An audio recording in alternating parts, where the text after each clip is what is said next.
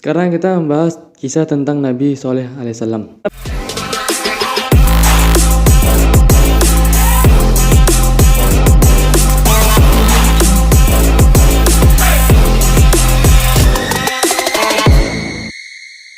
Assalamualaikum teman-teman. Sebelum kalian lanjut video ini, jangan lupa lah kalian follow, like, komen, subscribe, dan jangan lupa kalian untuk mencet loncengnya biar nanti notifikasi video aku muncul di HP kalian. Oke?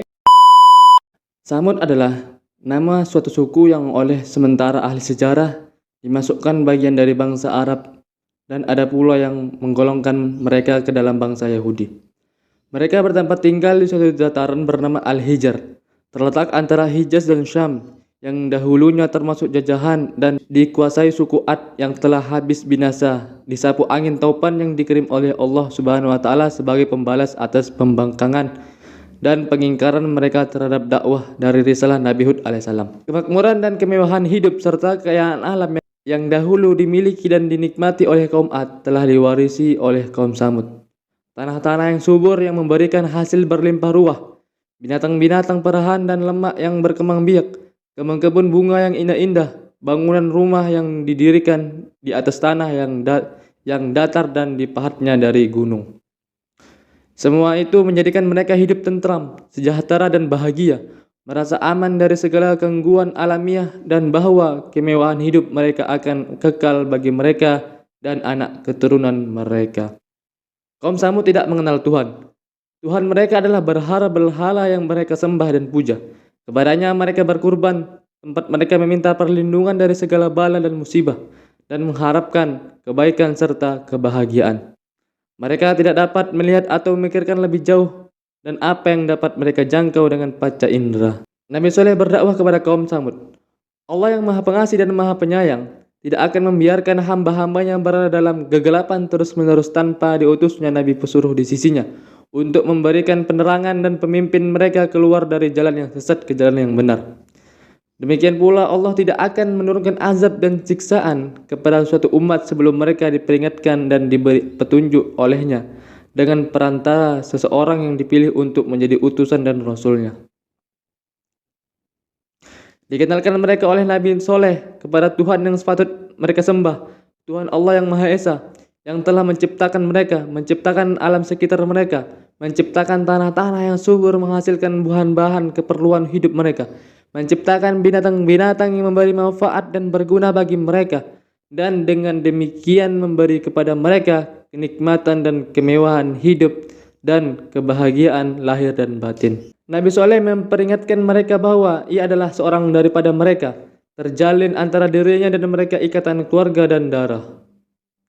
Mereka adalah kaumnya dan sanak keluarganya, dan dialah keturunan dan sesuku dengan mereka. Dia mengharapkan kaumnya mempertimbangkan dan memikirkan sungguh-sungguh apa yang ia serukan dan anjurkan, dan agar mereka segera meninggalkan persembahan kepada berhala-berhala itu dan percaya beriman kepada Allah Subhanahu wa taala yang Maha Esa, seraya bertaubat dan memohon ampun kepadanya atau dosa dan perbuatan syirik yang selama ini telah mereka lakukan. Maka serentaklah ditolaklah ajaran Nabi Soleh itu, seraya berkata mereka kepadanya, "Wahai Soleh, kami mengenalmu seorang yang pandai, tangkas dan cerdas, pikiranmu tajam dan pendapat serta semua pertimbanganmu selalu tepat.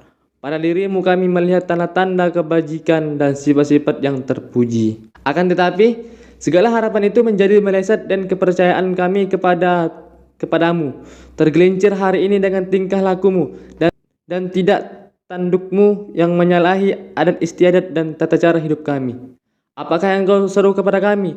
Engkau menghendaki agar kami meninggalkan persembahan kami di nenek moyang kami, persembahan dan agama yang telah menjadi darah daging kami, menjadi sebagian hidup kami sejak kami dilahirkan dan tetap menjadi pegangan untuk selama-lamanya. Kami sesekali tidak akan meninggalkannya karena seruanmu, dan kami tidak akan mengikutimu yang sesat itu." Ceritakan kepada mereka kisah kaum-kaum yang mendapat siksaan dan azab dari Allah Subhanahu wa taala karena menentang Rasulnya dan mendustakan dari salahnya.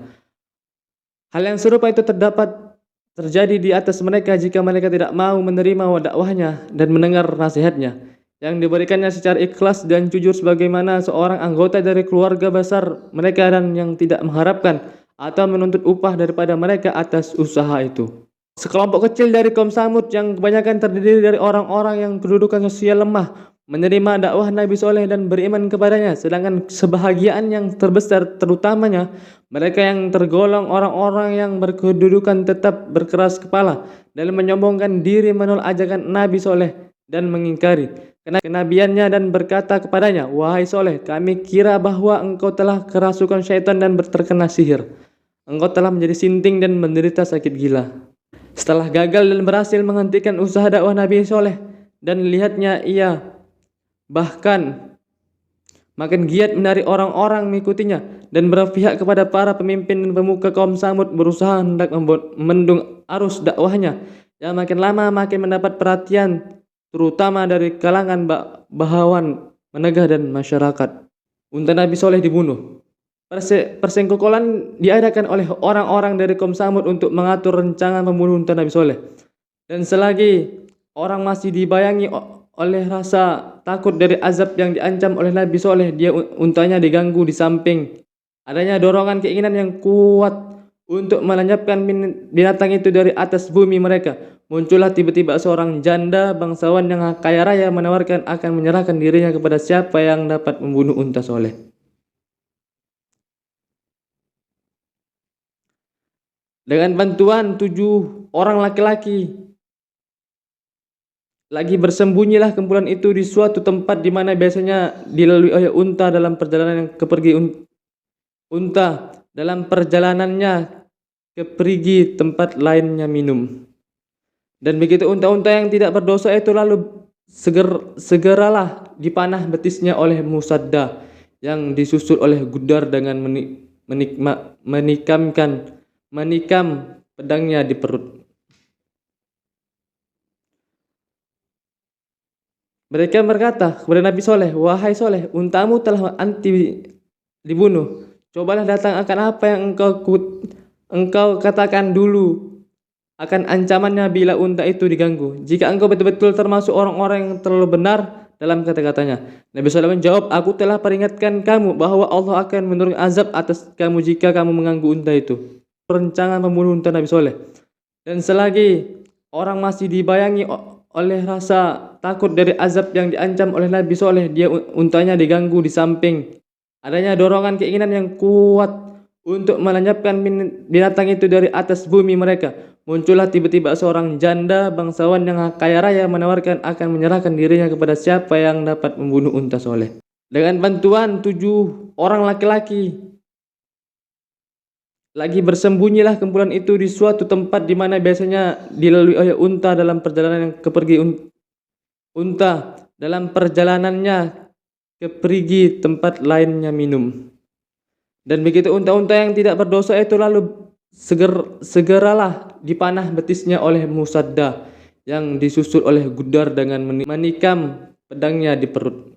Mereka berkata kepada Nabi Soleh, "Wahai Soleh, untamu telah dibunuh. Cobalah datang akan apa yang engkau katakan dulu akan ancamannya bila unta itu diganggu. Jika engkau betul-betul termasuk orang-orang yang terlalu benar dalam kata-katanya." Nabi Soleh menjawab, "Aku telah peringatkan kamu bahwa Allah akan menurunkan azab atas kamu jika kamu mengganggu unta itu." Turunnya azab Allah yang dijanjikan Nabi Soleh memberitahu kaumnya bahwa azab Allah yang akan menimpa mereka akan didahului dengan tanda-tanda, yaitu pada hari pertama bila mereka terbangun pada tidurnya akan menemui wajah-wajah mereka menjadi kuning dan berubah menjadi merah. Pada hari kedua dan hitam.